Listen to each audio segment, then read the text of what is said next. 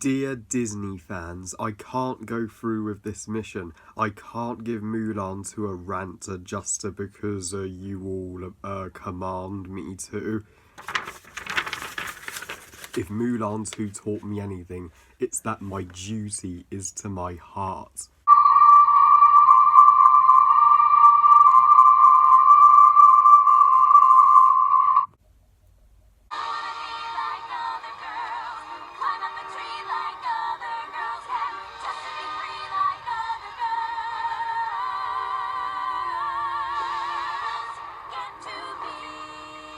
Mulan 2 is the 2004 straight-to-DVD sequel to Disney's classic Mulan. So, Mulan 2 tells the story taking place literally a month after the events of its predecessor. Shang is to be Mulan's future husband, but when Mushu is told by Mulan's ancestors that if Mulan and Shang marry, then he won't be Mulan's guardian anymore, he vows to split them up, and to add to the weddings, the Emperor arranges a marriage for his three daughters, the princesses, Mia, Sue, and Tintin, to marry the three princes of the neighbouring kingdom of Qui-Gon. And if the wedding doesn't take place in 3 days, the Mongols will invade China, as the alliance between the kingdoms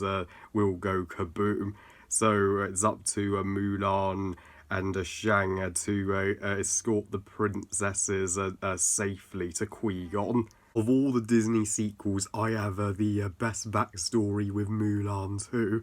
Before my cousin Jennifer showed me How to Train Your Dragon, she showed me and my sister Mulan 2, and that was a super awesome day. And over the years, when I found out the critical reception for Mulan 2, this movie is not so beloved in comparison to the original Mulan. Heck, it has a 0% on Rotten Tomatoes. It is one of the most panned and loathed Disney sequels, period. And sure, all you Mulan 2 haters, have your popcorn ready for me to rip this sequel apart in a rant. I'm afraid I am going to give Mulan 2 the first good review on YouTube. I generally like Mulan 2. In my personal opinion, this is the most underrated Disney sequel. I don't see what's to despise about this movie. Sure, it's not the original Mulan. It doesn't hold a candle to the first Mulan, but it doesn't need to.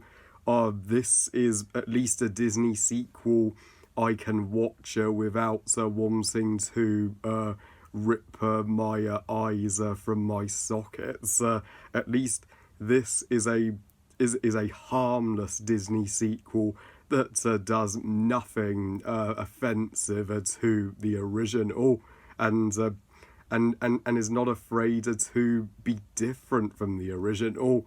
And controversially, some of my very favourite things from Disney's Mulan franchise are in Mulan 2.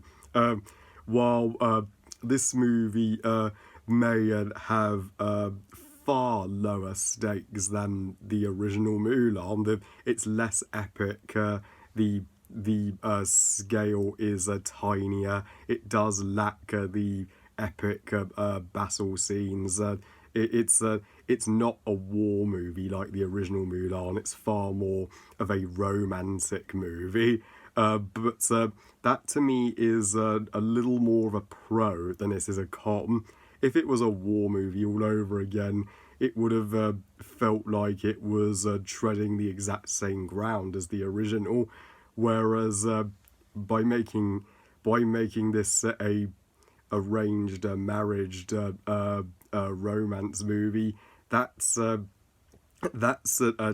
Mulan in a new direction.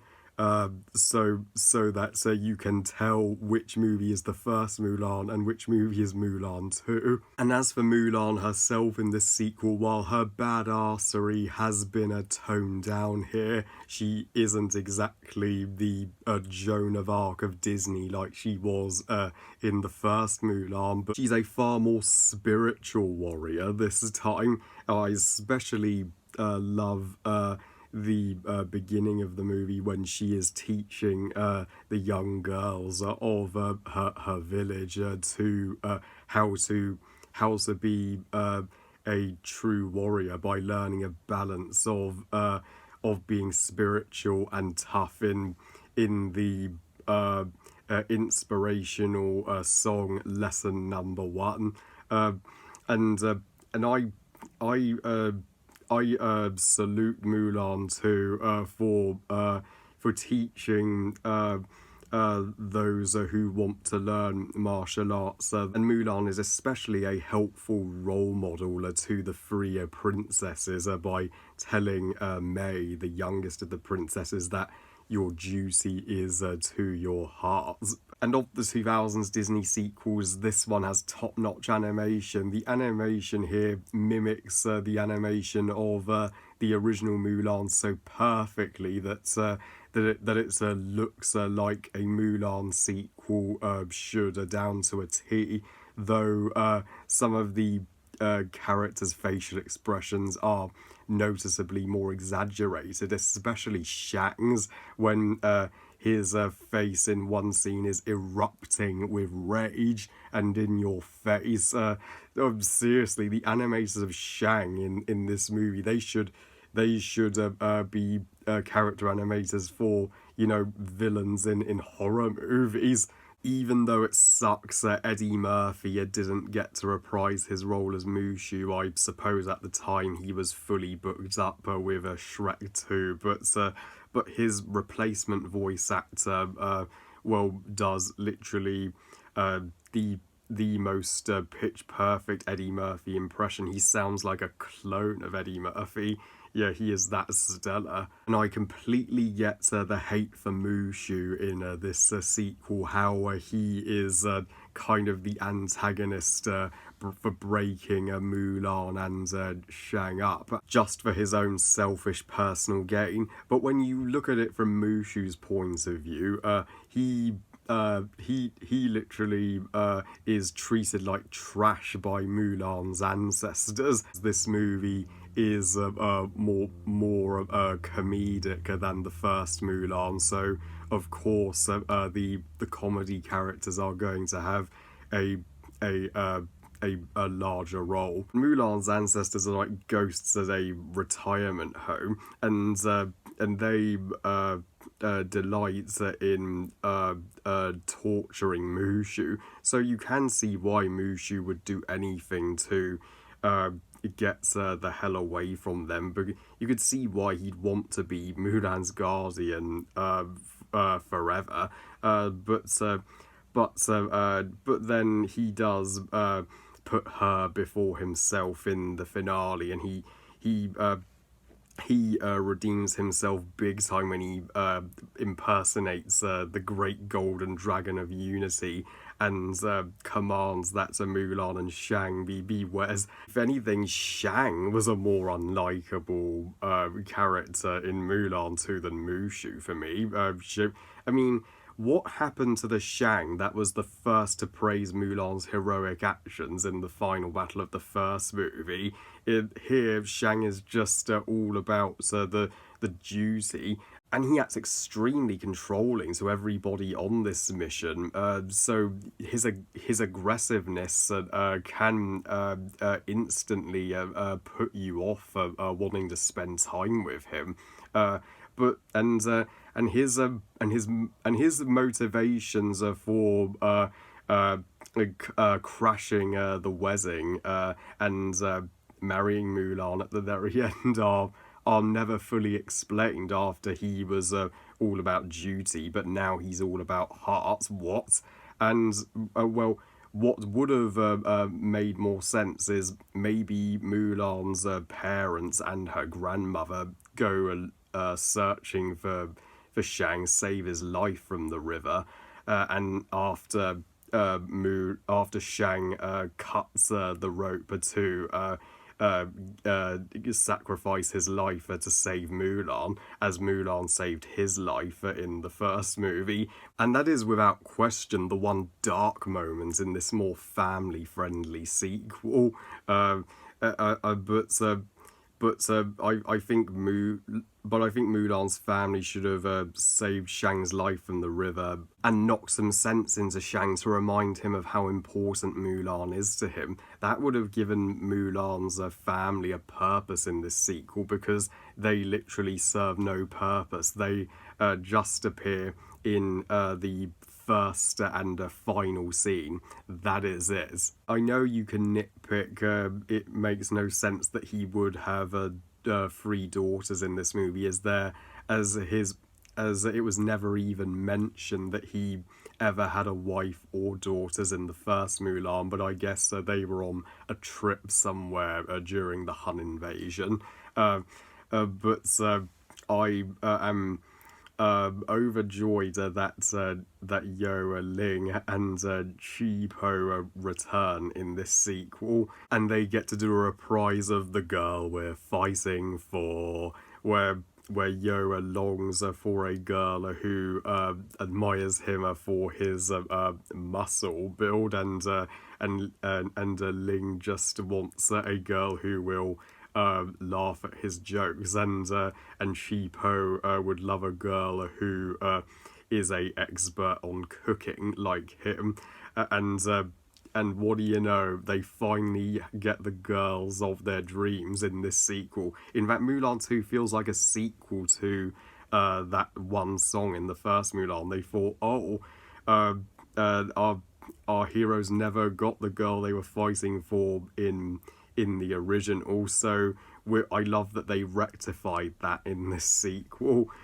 and and uh, and these three guys, they are the kind of guys that every single girl needs. They are utter gentlemen. But my favourite characters in Mulan 2 would have to be the three princesses, Mi, Su, and Ting. They are going through a similar crisis that Jasmine went through in Aladdin with the arranged marriage. Thankfully, these days, women are free to marry the man of their choice. But back in ancient China, arranged marriages were all the range. So boy, do you feel bad for these three princesses who you can see they instantly have crushes on Yo Ling and Chi Po, who are supposed to be their bodyguards, and Mi, she's the first to stand up for herself. But at the same time, you can feel how sorry she is when she's writing that letter to her father, saying she simply can't go through with this mission any longer. And Ting, she's the eldest of the three princesses, so she's like a mother to her younger sisters. She takes the longest to finally be true to herself, Mia becomes Yo's girlfriend, Sue becomes Cheapo's girlfriend, and Ting becomes Ling's girlfriend, as they each have the qualities that the three guys were looking for in a girl.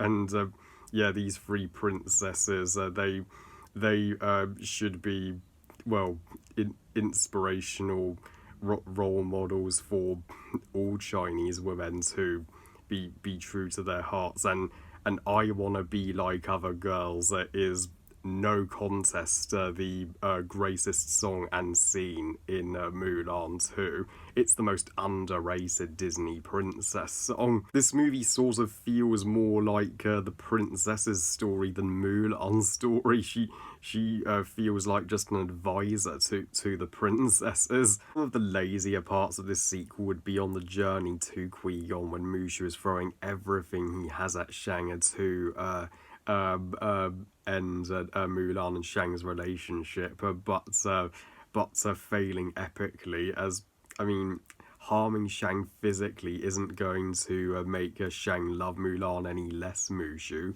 Get that into your skull. But that entire sequence just feels like the been there, done that rehash of the scene in Lion King 1.5 when Timon is attempting to break Simba and Nala up, and that sequel was released the exact same year as Mulan 2, oddly enough. And also, there could have been a little more action scenes on the journey to Qui-Gon. This sequel is just an hour and 20 minutes, and maybe I would have personally added an extra 10 minutes to make it the exact same length of the first movie, because the closest we get to a physical threat on this journey is the attacker by the bandits. So overall, Mulan 2 may indeed be a lesser sequel and doesn't exactly reach the masterpiece level of its predecessor, but does that make it a bad sequel? Fuck no. I would rather watch Mulan 2 over that remake that's about to be released any day. I give Mulan 2 3 stars out of 5. Good movie.